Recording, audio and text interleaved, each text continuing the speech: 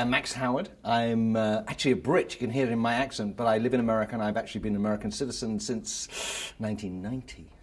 I'm here, I'm part of the jury this year, so it's fantastic. It's the 50th anniversary and I get to be on the jury, so it's a great group. I'm doing TV and commissioned films.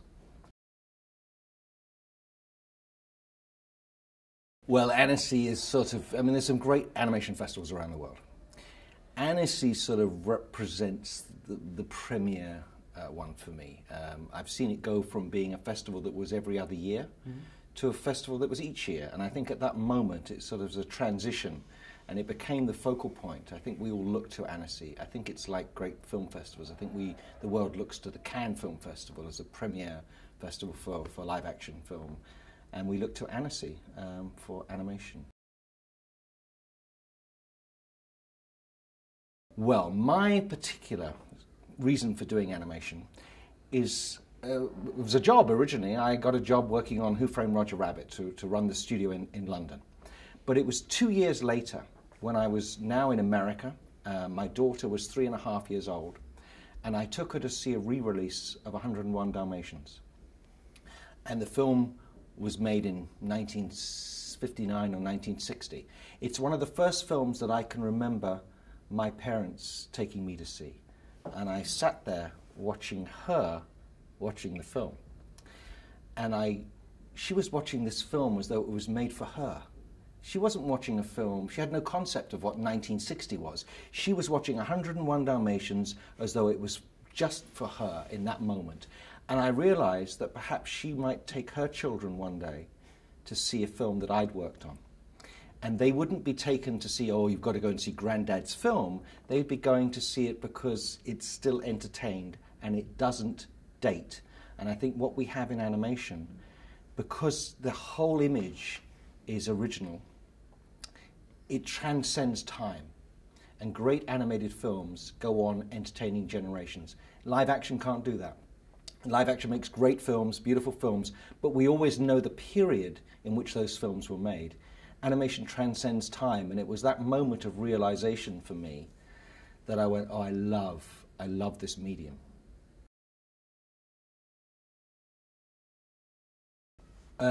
Yeah, I mean, I've got two. One more recent, which was Tony Leondis, who directed a film called Igor, which a film I produced, which I thought was an inspirational director. I thought he was understood value and the budget and the schedule and how to get the very best out of what we have, because I have a saying that there's never enough time and there's never enough money when you set out on any project, but it's how you use that time and how you spend that money which is so critical. I thought Tony was an inspirational director.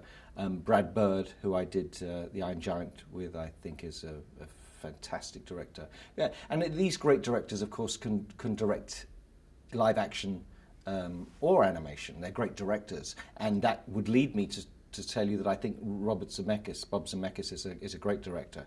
His work on Roger Rabbit with Richard Williams was stunning, and he would talk to the animators with Richard in the way that he would talk to an actor. They're giving notes and understanding storytelling. And I think the great animation directors truly understand filmmaking, and that they see the art of animation as part of the toolbox of filmmaking.